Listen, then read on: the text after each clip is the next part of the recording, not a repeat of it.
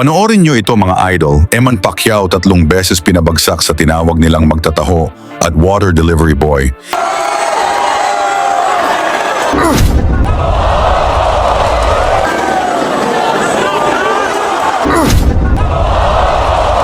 Delivery water lang daw po ako. Saka magtataho. Ito magtataho. Balitang esports, nag-aatikabong mga laban. Ito ang laban ng anak ng 3-division world champion na si Manny Pacquiao na si Eman Bacosa Pacquiao. Nagharap muli sina Eman Bacosa Pacquiao at Rodelin Perez ng Zamboanga para sa Philippine Boxing Federation Lightweight Championship. Rematch ito ng kanilang unang laban kung saan nanalo si Eman by majority decision. Naganap ang kanilang rematch sa DRT Sports Complex. At sa simula pa lang, ramdam na agad ang tensyon. Sa unang round, kapwa maingat ang dalawang mandirigma. Walang gustong magkamali.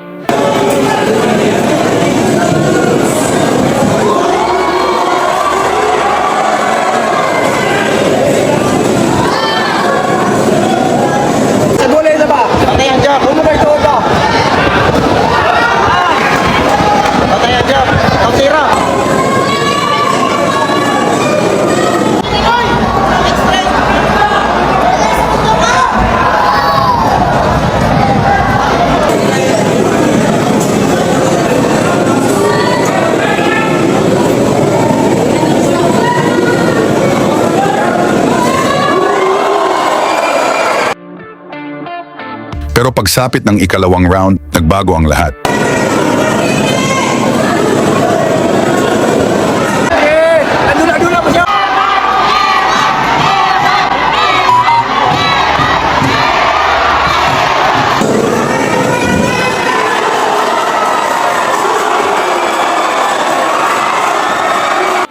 Na-corner ni Perez si Eman. Pinaulanan ito ng suntok at bumagsak ang batang Pacquiao. Nakabangon siya pero malinaw na nasaktan sa mga suntok.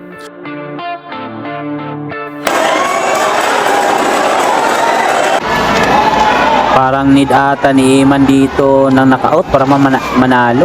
Kasi marami na tong puntos. Sige noy! Wala noy! Wala sa ato nga may dalatabil!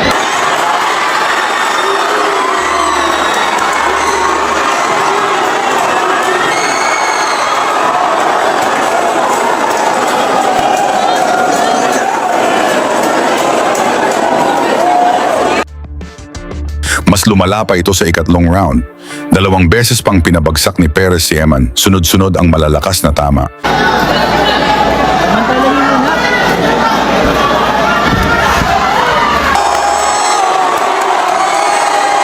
Mula sa magkasunod na atake ni Perez, bagsak si Eman ngunit nagawa pa nitong tumayo at lumaban.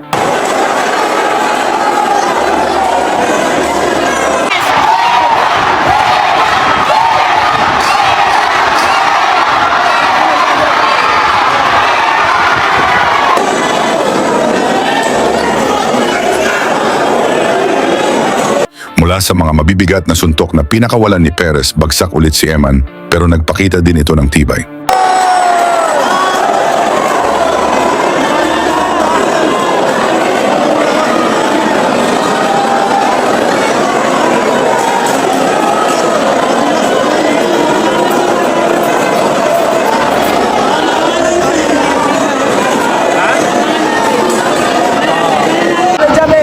At mukhang malapit nang matapos ang laban.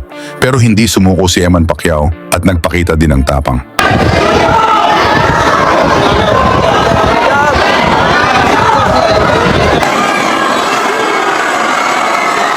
Mula sa mabilis na pinakawalan ni Perez, bagsak ulit si Eman Pacquiao pero mapahanga ka rin sa tibay nito.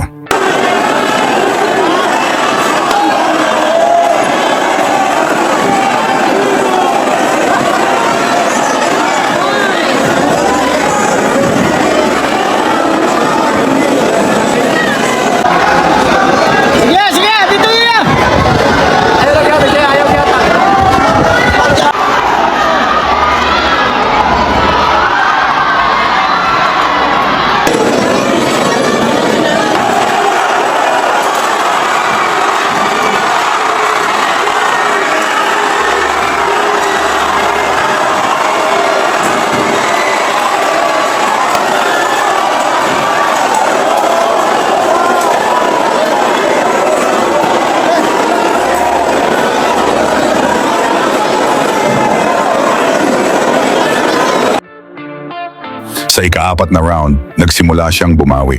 Mas naging maingat si Eman, gustong makabawi. Mas naging matalino sa galaw. Naguntugan kasi sila kanina ni Eman Bacos.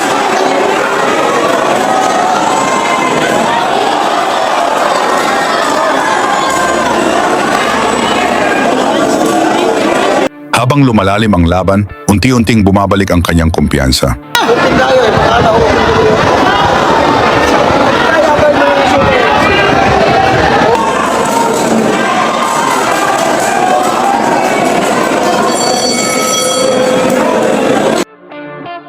Pagsapit ng ika-5 at ika-6 na round, mas madalas nang tumatama ang kanyang mga kombinasyon. Unti-unti niyang nababawasan ang lamang ng kalaban.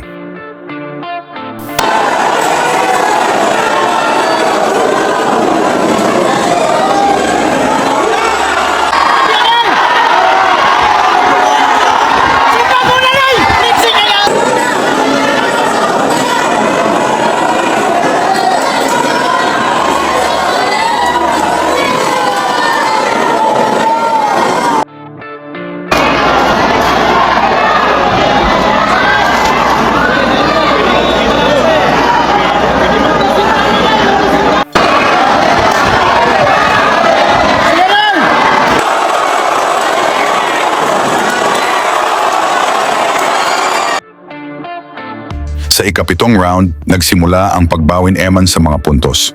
Napaatras niya si Perez gamit ang sunod-sunod na suntok at biglang naging buhay ang laban.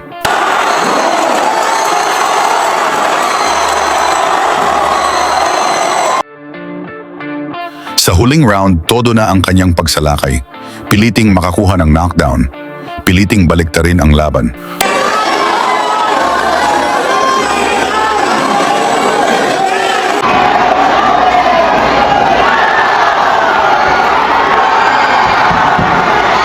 Nice. Uy, nakabawi pa si Perez dito.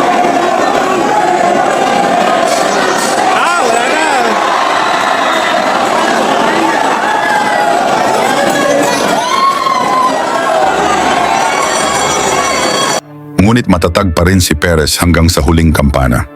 Nang basahin ang scorecards, nanalo si Perez sa dikit lang na majority decision, isang judges nagbigay ng draw at ang dalawa naman ay pabor kay Perez.